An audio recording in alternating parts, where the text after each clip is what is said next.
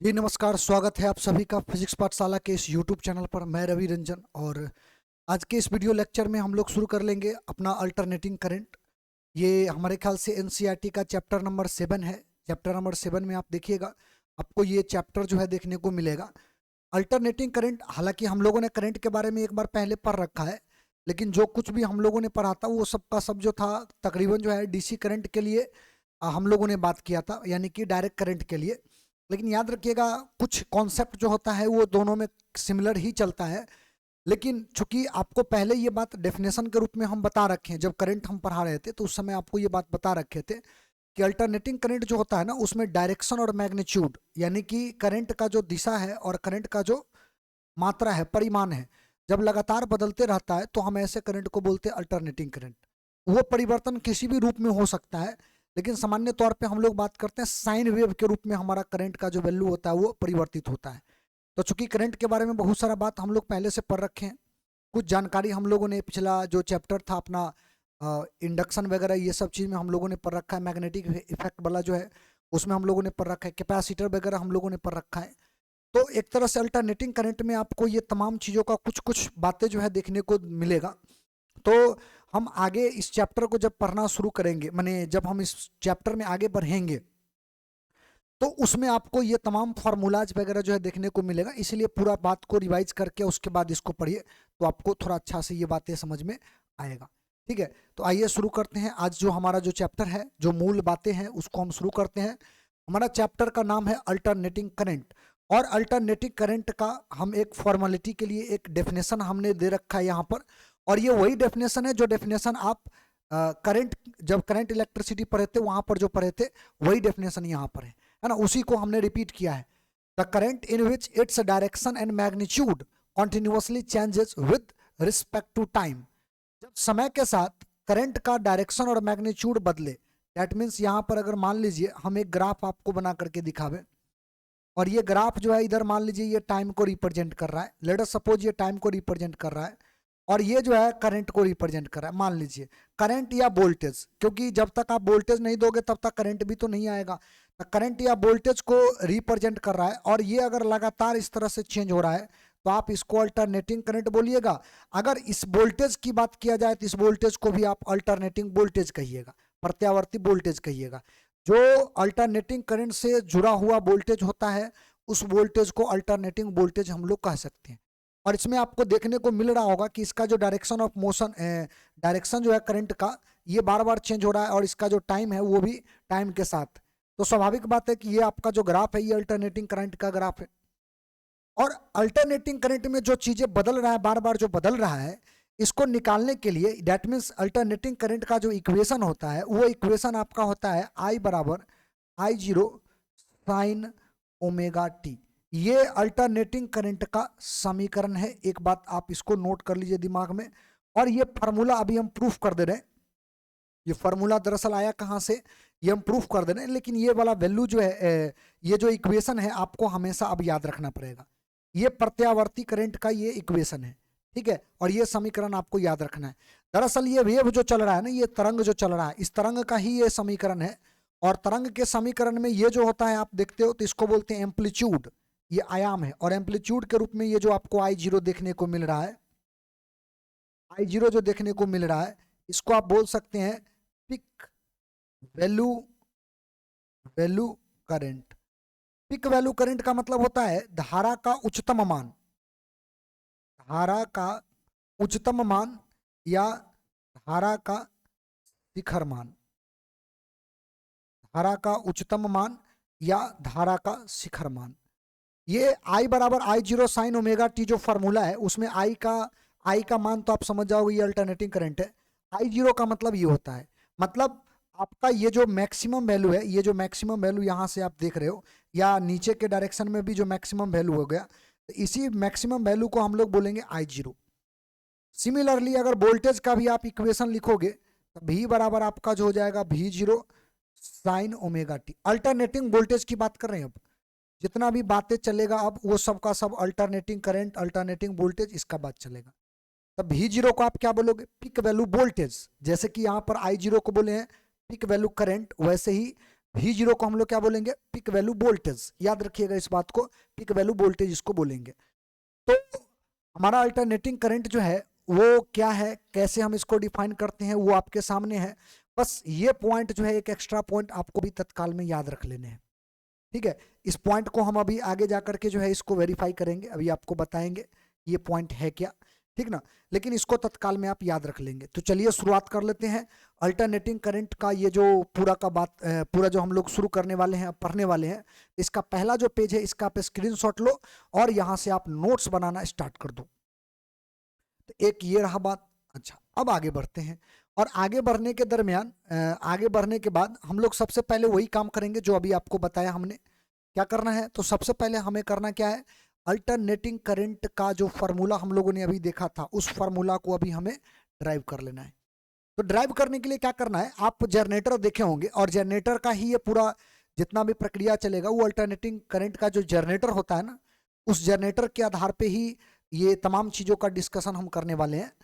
मान लीजिए हमारे पास दो मैग्नेट है, जनरेटर में भी ऐसा ही होता है, और इसके बीच में एक कॉइल है, एक कुंडली है। लेट अस सपोज ये एक कॉइल इसमें आपने डाल दिया। अब ये जब कॉइल घूमता है ना इसके अंदर में, तो इसके अंदर में करंट आ जाता है। और आप लोगों ने ये पढ़ा था कब, जब ईएमआई पढ़ा था, इलेक्ट्रोमैग्नेटिक इंडक्शन। इलेक्ट्रोमैग्नेटिक इंडक्शन में जब आप उसका फ्लक्स चेंज करते हैं, मैग्नेटिक फ्लक्स अगर चेंज करते हैं, क्योंकि इसमें फील्ड तो यूनिफॉर्म चलेगा, लेकिन जब आप इसको घुमाते रहिएगा तो एरिया जो होगा ना एंगल के अनुसार से बार बार चेंज करेगा।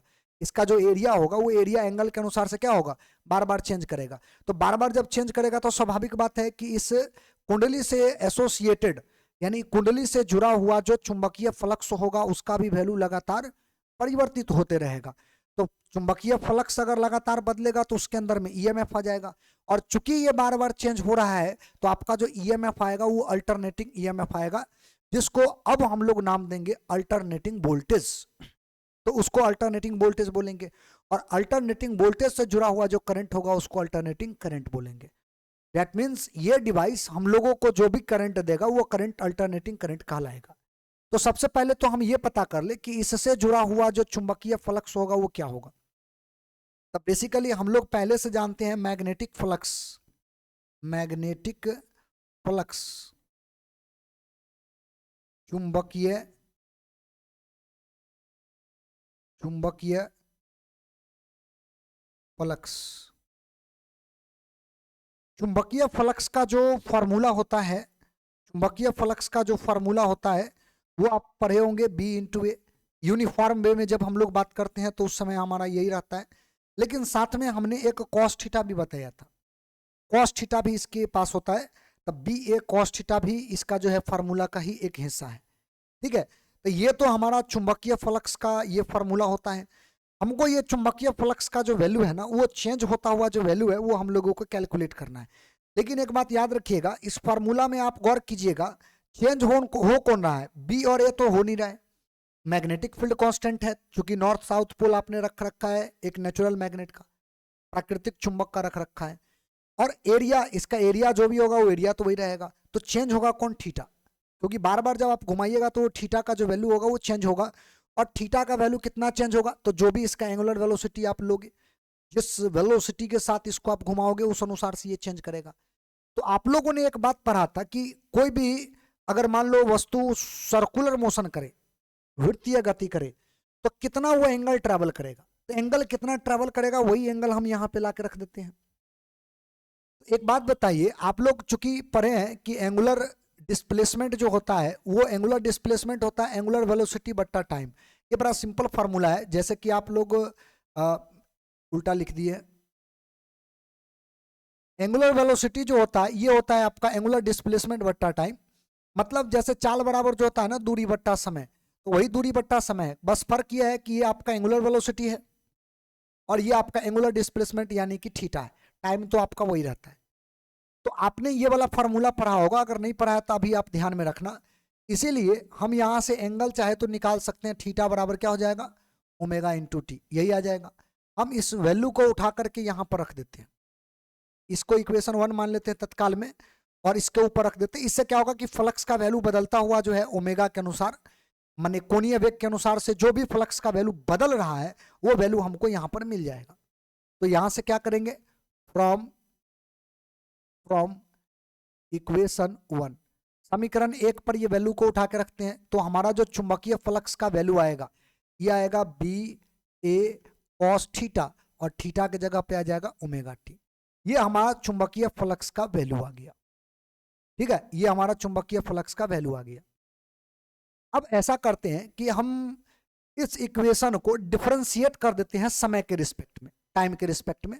ठीक है, तो हम यहां पर लिखेंगे differentiate both side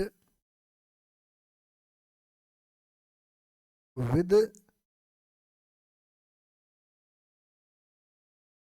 respect to time. ठीक है, समय के सापेक्ष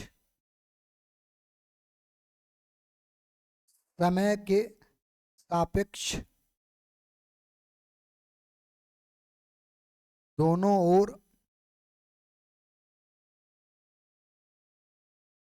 अवकलन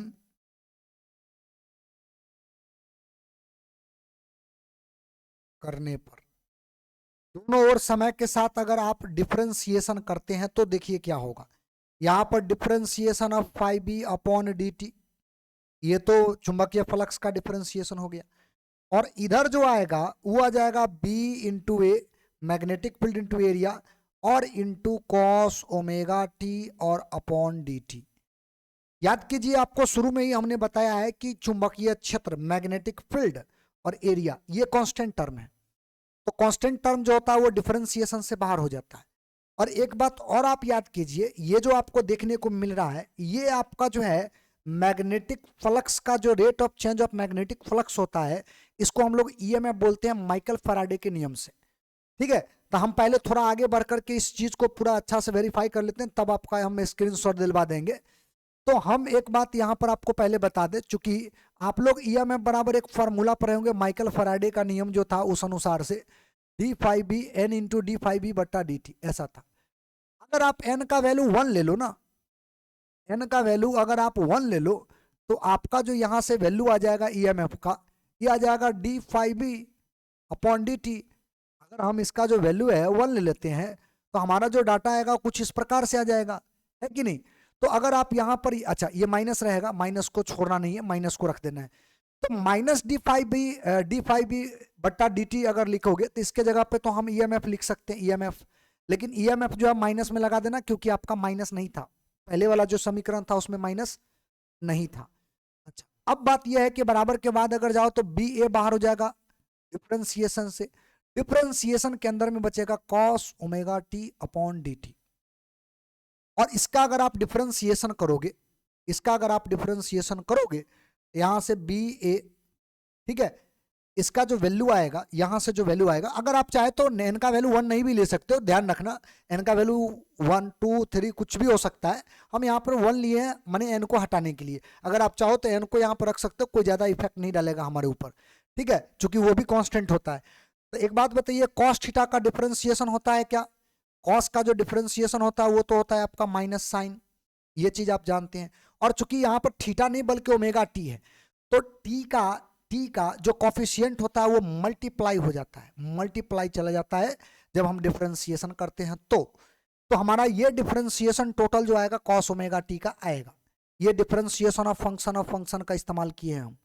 ठीक है, फंक्शन ऑफ फंक्शन। अच्छा, ये माइनस और माइनस तो खैर गया, कटेगा।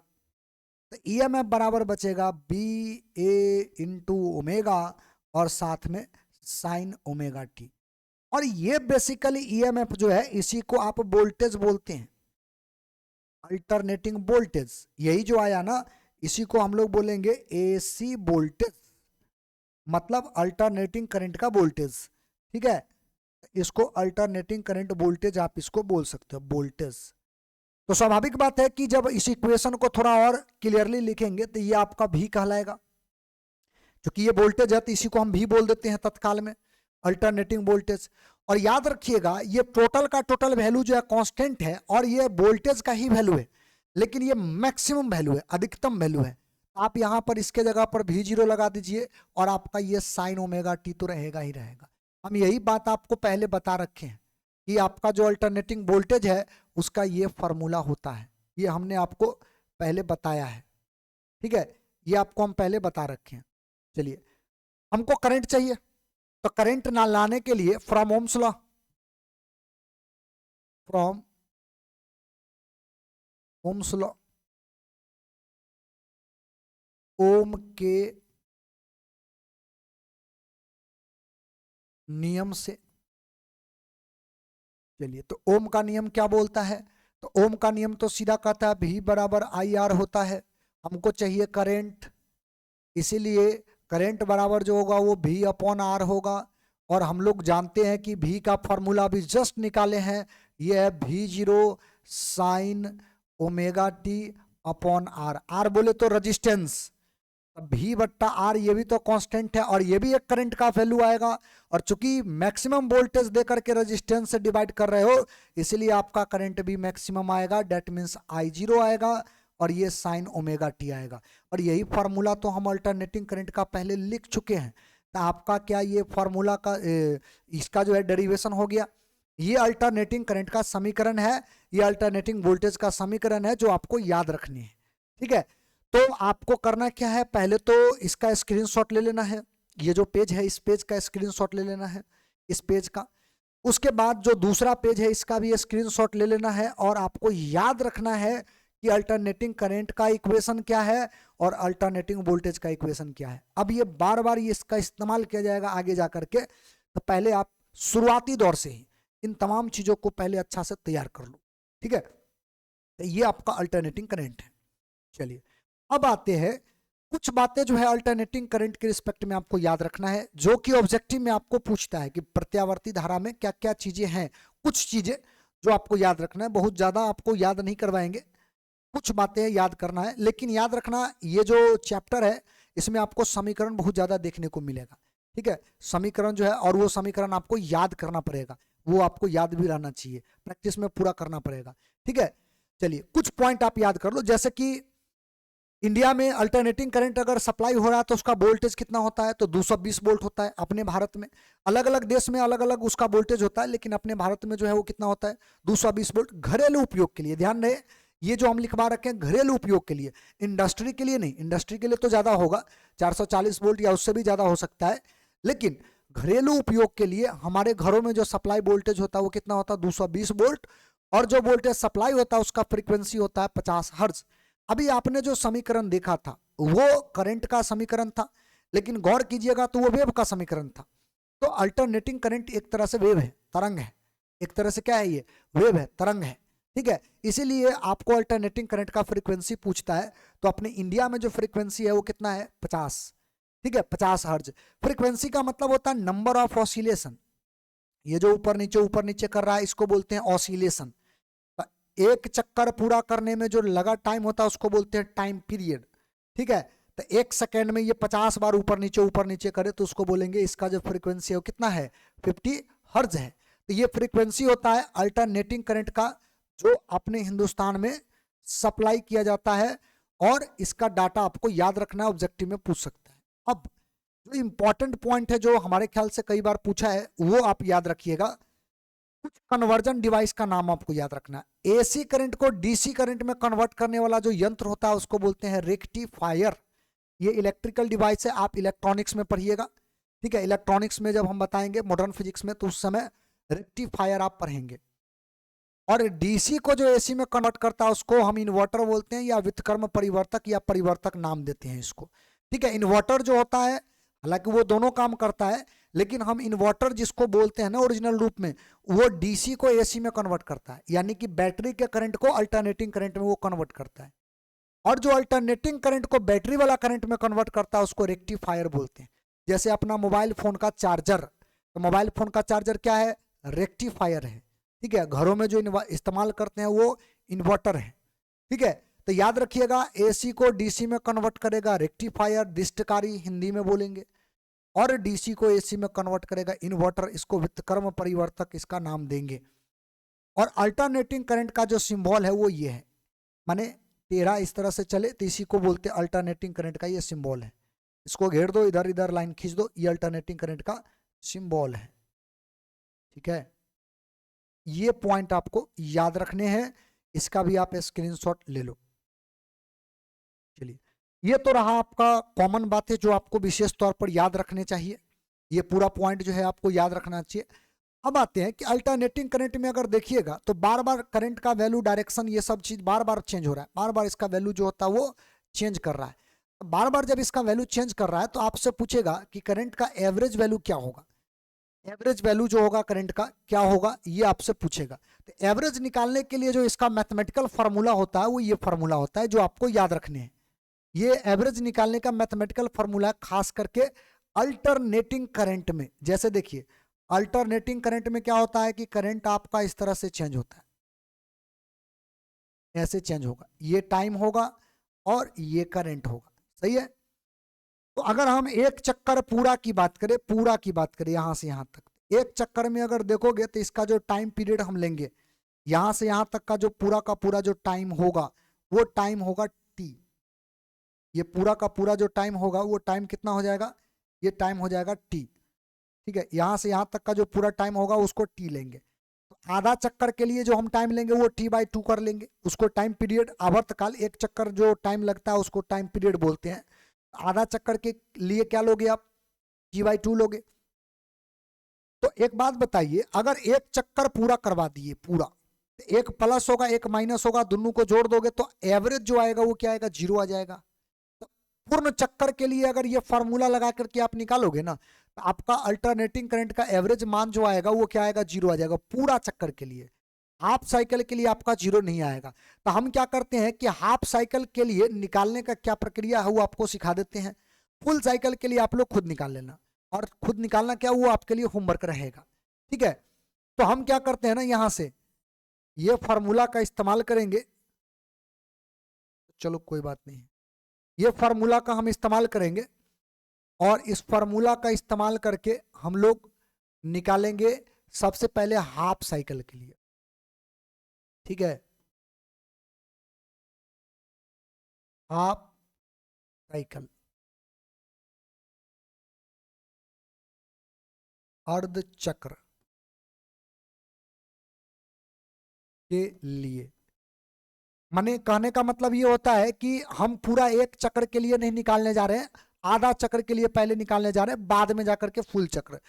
अब बताओ, अल्टरनेटिंग करंट का तो आपको समीकरण पता ही है, I0 साइन ओमेगा टी, यही तो हमने आपको अभी बताया है, जस्ट इसी पर तो अब चर्चा चला है, ये है। और एवरेज वैल्यू करंट का जो मैथमेटिकल डेफिनेशन है वो ये है, एवरेज वैल्यू करंट का। हम ये वैल्यू को उठा के यहां रख देंगे, केवल आई के जगह ये वाला वैल्यू उठा करके रखना है, और इसका इंटीग्रेशन कर देना 0 से t/2, हाफ साइकिल के लिए t/2। ठीक है, और एक पॉइंट और, चलो बाद में जाकर के हम आगे जरूरत है उसको हम समझा देंगे आपको। एक पॉइंट और, ओमेगा का जो वैल्यू होता है ना वो हमें लिखना पड़ता है, खैर चलिए हम आगे हम बता देंगे आपको। तो एवरेज निकालना है हाफ साइकिल के लिए, तो फॉर्मूला पहले आप नोट कर डालो, I/dt इंटीग्रेशन में और डिवाइड बाई dt। ठीक, तो हमको ये फार्मूला लगाना है, अप्लाई करना है और सॉल्व करना है। एवरेज निकालने के लिए सबसे पहला काम आपको करना होगा, यहाँ पे करंट का value I0 sign omega T बैठा देना है, और dt से इंटीग्रेट कर देना है, कहाँ से कहाँ तक, t/2 तक, डिवाइड बाई टोटल जो टाइम है ये भी आपका कहाँ से कहाँ तक, 0 से t/2 तक, ये इंटीग्रेट कर देना है। इतना काम करना है, और इसके लिए अभी आपको ज़्यादा कुछ समस्याओं का सामना नहीं करना पड़ेगा। केवल आपको करना ये है कि I0 चूंकि हमको, सॉरी, I एवरेज हमको चाहिए, I0 कांस्टेंट है, इसको बाहर कर देते हैं, कांस्टेंट बाहर हो गया, तो अंदर बचेगा integration of sine omega T dt 0 से लेकर के t/2 तक, अपॉन, आप याद कीजिए dt का इंटीग्रेशन t ही होता है, और इसका इंटीग्रेशन 0 से t/2 तक हम ले चलते हैं, इसे लिख सकते हैं, कोई दिक्कत नहीं होना चाहिए। ठीक है, ये जो डाटा है ये डाटा आप, ठीक ना, इस तरह से आप ध्यान में रख सकते हैं। अच्छा, अब यहां से एवरेज जो करंट आया है इसको अगर आप थोड़ा और आगे बढ़ाइए, अगर इसको सॉल्व कीजिए तो गौर कीजिए, पहली बात तो आपका I0 बाहर है, sign omega T, sign omega T का अगर आप इंटीग्रेशन निकालोगे तो ये आपका माइनस कॉस ओमेगा टी देगा, लेकिन याद कीजिए जब आपका टी के रिस्पेक्ट में इंटीग्रेशन होता है तो इसका जो ओमेगा होगा यानी टाइम का जो कॉफिशिएंट होगा उससे हम उसको डिवाइड करते हैं। अगर ये डिफरेंशिएशन करते हैं तो मल्टीप्लाई करते हैं और इंटीग्रेशन करते हैं तो डिवाइड करते हैं, ये रूल है। अब जरा देखिए इसको अगर आप सॉल्व कीजिएगा तो इसको सॉल्व करने के दरमियान आपको मिलेगा minus minus minus cos omega T upon omega और ये 0 से t/2 तक और डिवाइड बाई टोटल में आएगा t/2 माइनस 0। लिमिट रख दिए, एक बार t/2 और एक बार 0। ठीक है, अब आगे बढ़ जाते हैं और इसी को थोड़ा सा हल करने का काम करेंगे हम लोग। देखिए अगला पेज में जाने के बाद सबसे पहले तो हम उसको उतार लेंगे। यहाँ से जो आपका एवरेज था उसको थोड़ा सिंप्लीफाई करके यहाँ पे उतार लेंगे। माइनस उसके साथ था, ध्यान रखिएगा आप लोग। I0 बाहर था, इसके बट्टा में ओमेगा था, ओमेगा और बट्टा में t/2 था, तो हम इसको ऊपर ले जाते हैं और यहाँ पर t कर लेते हैं, कोई दिक्कत नहीं होना चाहिए। और ये माइनस कॉस ओमेगा टी और 0 से t/2। आप गौर कीजिएगा यही इक्वेशन आपको इधर देखने को मिलेगा, उसी का सिंप्लीफाइड वर्जन हम यहाँ लिखे हैं। देखिए ओमेगा इसके बट्टा में भी रहेगा क्योंकि बट्टा में ये चौथा बट्टा है, उछल के ऊपर जाएगा, टी इसके साथ मल्टीप्लाई हो जाएगा। सही है, यही बात हम यहाँ पर लिख रखे हैं, अगर आप गौर कीजिएगा तो दिखेगा। ठीक, अब थोड़ा एक बात याद रखना आप लोग कि ओमेगा का जो वैल्यू होता है ये होता है 2π/t। अब कहोगे ये कहाँ से ले आए, ओमेगा का वैल्यू इतना कहाँ से ले आए? तो एक बात आप याद रखना, एक चक्कर जब हम पूरा लगाते हैं, एक चक्कर जब हम लोग पूरा लगाते हैं इस तरह से ऐसे लगाते हैं, एक चक्कर जब ये पूरा लगता है तो एक चक्कर पूरा लगाने के दरमियान आपका ये जो पूरा एंगल ट्रैवल करता है, जो भी ये थीटा एंगल ट्रैवल करता है वो होता है 2π। ठीक है, और ये जो यहां से यहां तक जो टाइम लेता है पूरा चक्कर लगाने के लिए उसको बोलते हैं टी। और आप लोग अभी फॉर्मूला पढ़े थे, ओमेगा बराबर होता है θ/t। तो थीटा माने कितना एक चक्कर के लिए 2π और टाइम पीरियड क्या होगा t। एक चक्कर के लिए अगर यहाँ पर ओमेगा का मान लिखो, हालांकि एक चक्कर के लिए ही ओमेगा का वैल्यू लिखा जाता है, तो आपका यही फॉर्मूला हो जाएगा यहाँ से। अब हम डाटा यहाँ पर जो भी है उस डाटा पर ये ओमेगा का मान भी बैठा सकते हैं। तो गौर कीजिएगा एवरेज ये 2I0 अपॉन ओमेगा का मान क्या हो जाएगा, यहां से उठा के रख दो आप 2π/t और इनटू इसके जगह पे आप t रखिएगा। अच्छा ये माइनस है उसको रहने दो, माइनस को अलग रख ले। कॉस थीटा में एक बार t का मान t/2 रखो, तो यहां से रखेंगे कॉस ओमेगा का मान भी आप उठा के रख दीजिए यहां से, सॉरी यहां पर t रखना पड़ेगा अपने को t, और इस t के जगह पे आपको रखना पड़ेगा t/2। ये फॉर्मूला का हिस्सा था। फिर माइनस लगाओ, एक बार इसके जगह पर टी के जगह 0 रखेगा तो ये तो खैर पूरे टर्म में 0 हो जाएगा, तो माइनस कॉस 0 यहां पर आपको रखना पड़ेगा। ठीक है, ये रहा। अब ये टी और टी खत्म, ये और ये खत्म, माने पूरा का पूरा जो ये खत्म हो गया। ओके, अब देखो तो ये टी और टी भी खत्म, ये भी खत्म हो गया। तो आपका यहां से एवरेज करंट बराबर, अच्छा ये भी कटेगा, 2 से 2 कट जाएगा, तो आपके पास यहां पर बचेगा I0 और बट्टा में पाई, यहां तो यही बचेगा। अब ये बचा है कॉस पाई, और कॉस पाई जो होता है इसका मान होता है -1। सही है, और ये तो आपका 1 होता ही है क्योंकि माइनस यहां पर पहले से लगाया, माइनस लगा दिया, cos 0 का मान 1 ये होता है।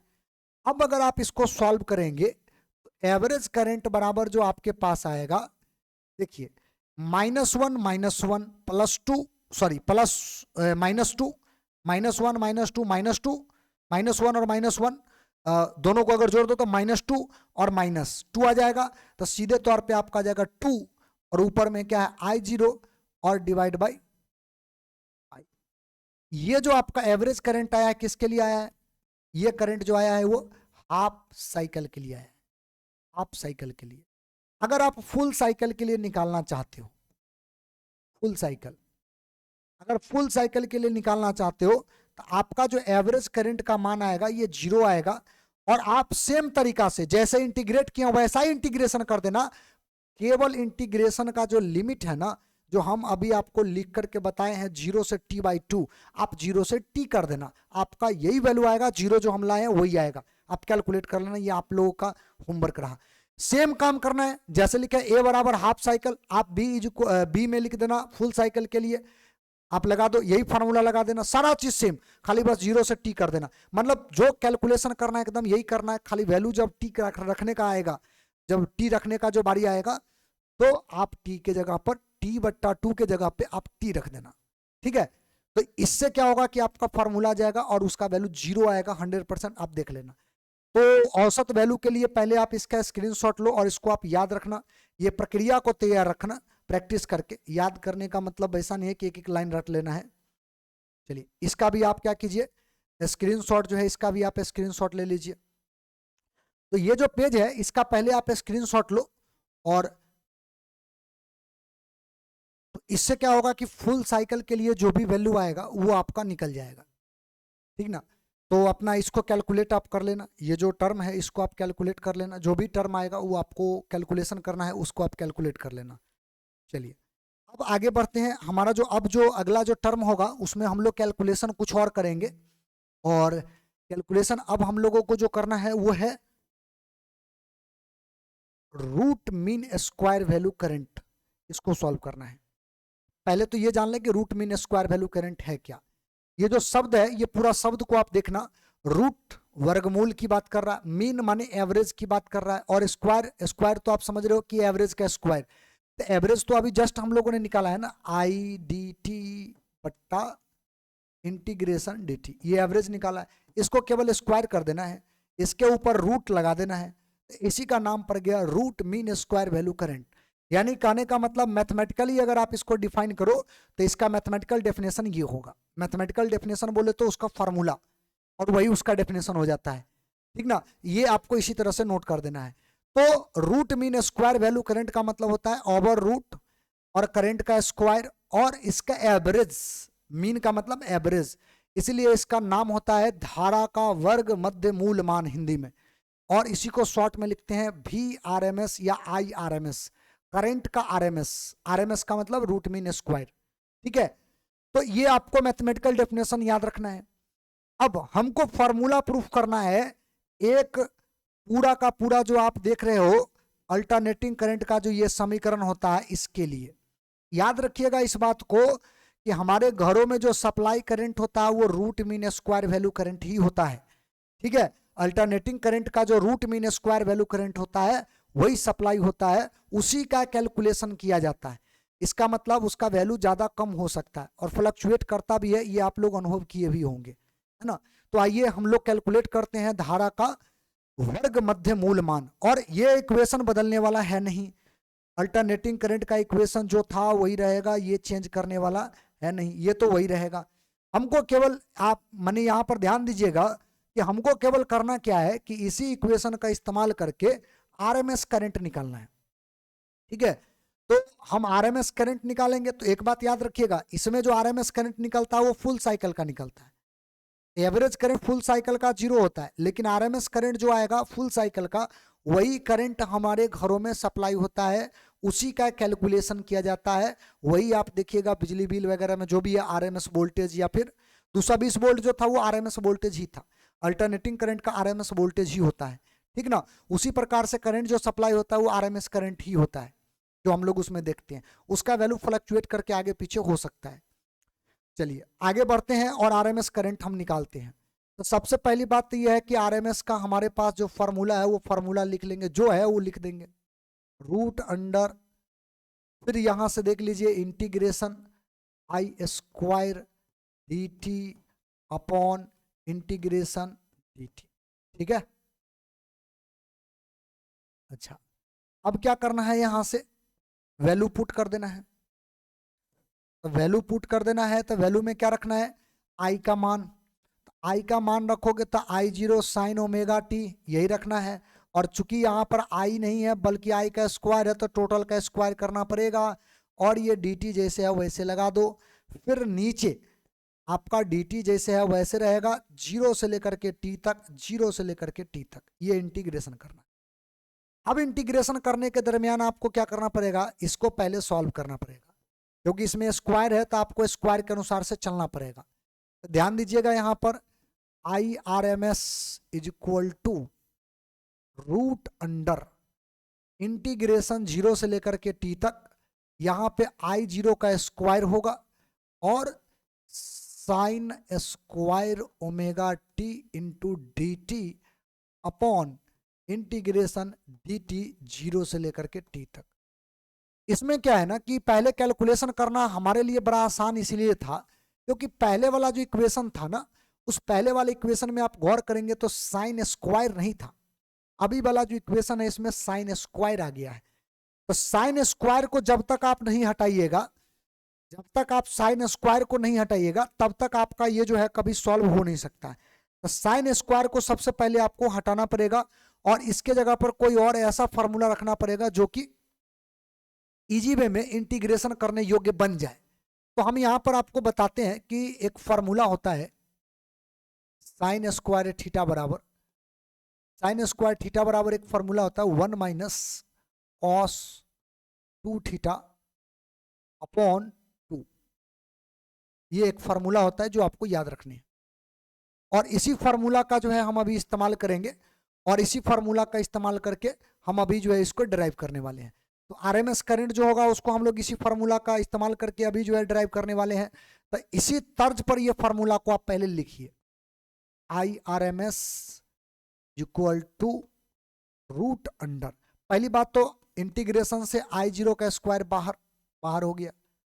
इंटीग्रेशन के अंदर में साइन स्क्वायर के जगह पे आपको क्या रखना पड़ेगा, यहां पे रखना पड़ेगा 1 minus cos 2 omega T upon 2 ये लगाना होगा इंटू डी टी, ये 0 से लेकर के t तक और डिवाइड बाय इसका इंटीग्रेशन होता है t और ये आपका 0 से लेकर के t तक।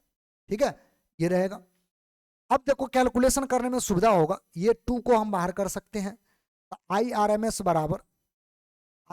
बराबर रूट अंडर, ये 2 को बाहर करते हैं।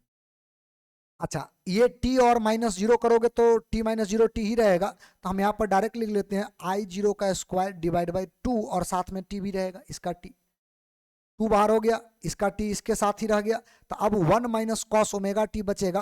तो हम क्या करते हैं, इंटीग्रेशन अलग अलग कर लेते हैं। एक बार 1 का इंटीग्रेशन dt के साथ 0 से t तक माइनस इंटीग्रेशन एक बार ये कॉस का, तो यहाँ पर है cos 2 omega T D T और ये 0 से लेकर के t तक, इसका आपको इंटीग्रेशन कर देना है। ठीक है, अब इंटीग्रेशन का फाइनल दौर आ रहा है, इसको हम कंप्लीट करेंगे। तो हमारा जो IRMS यानी root mean square value current जो आएगा, इसमें सबसे पहली बात तो ये कि जो कांस्टेंट टर्म है उसको वैसा ही रखो आप 2t, और जो अंदर में है dt, इस dt का इंटीग्रेशन अगर आप करोगे तो ये t आएगा और t का लिमिट 0 से लेकर के t तक ही रखना है, माइनस cos 2 ओमेगा t, इसका अगर आप इंटीग्रेशन करोगे तो cos का इंटीग्रेशन साइन होता है, तो आप यहां पर साइन रखो और 2 ओमेगा t है 2 ओमेगा t रखो और 2 ओमेगा से इसको डिवाइड करो, ये 0 से t तक रहेगा और बॉक्स बंद। ठीक है, अच्छा अब आगे बढ़ते हैं। IRMS बराबर हमको निकालना है, तो ये डाटा को आगे बढ़ाइए, ये तो जैसे है वैसा ही रहने दीजिए, I0 का स्क्वायर बटा 2t। ठीक, अच्छा यहां से एक बार t और एक बार 0 रखोगे तो t ही आएगा, माइनस कीजिए। अब इसमें क्या करना है आपको, ओमेगा का मान आपको पता है, ओमेगा का मान हमने कितना बता रखा है 2 पाई अपॉन टी, पहले हम लोग बात कर चुके हैं। तो यहां पर आप रखिए साइन 2 इंटू ओमेगा मतलब 2 पाई अपॉन टी। ठीक है, और ये t के जगह पे आपको एक बार t रख देना है, फिर माइनस कर देना है और एक बार साइन 0 कर देना है, क्योंकि t का मान एक बार जब 0 रखोगे तो पूरा 0 हो जाएगा और टोटल का बट्टा 2 ओमेगा आएगा। टोटल का बट्टा क्या आएगा, 2 ओमेगा। अब गौर करो आप, ये और ये खत्म, साइन 4 पाई और साइन 4 पाई का जो मान होता है वो 0 होता है। इसका मान हो गया 0 और साइन 0 का मान भी होता है 0। इसका मतलब ये टोटल टर्म जो आपका है ना, ये टोटल टर्म 0 हो गया। तो जब ये पूरा का पूरा टर्म 0 हो गया तो हमारे पास जो एवरेज करंट का वैल्यू आएगा, एवरेज करंट का जो वैल्यू आएगा ये आ जाएगा रूट अंडर I0 का स्क्वायर बट्टा 2t, इधर बचेगा t माइनस 0। तो इसका मतलब ये हुआ एवरेज करंट बराबर, सॉरी एवरेज लिखा गया, यहां पर आप क्या करेंगे RMS करंट लिखेंगे, IRMS, IRMS, ये जो करंट आएगा इसका ये वैल्यू आएगा। चलिए आगे बढ़ते हैं। IRMS is equal to root under ये आपका I0 का स्क्वायर बट्टा 2t और इंटू t और t फिर गया तो बचेगा ये 2, यानी कि IRMS का जो मान बचेगा ये बचेगा I0 और बट्टा में रूट अंडर 2, ये रूट मीन स्क्वायर वैल्यू का करंट आ गया। ये आपको फॉर्मूला याद रखना है। सिमिलरली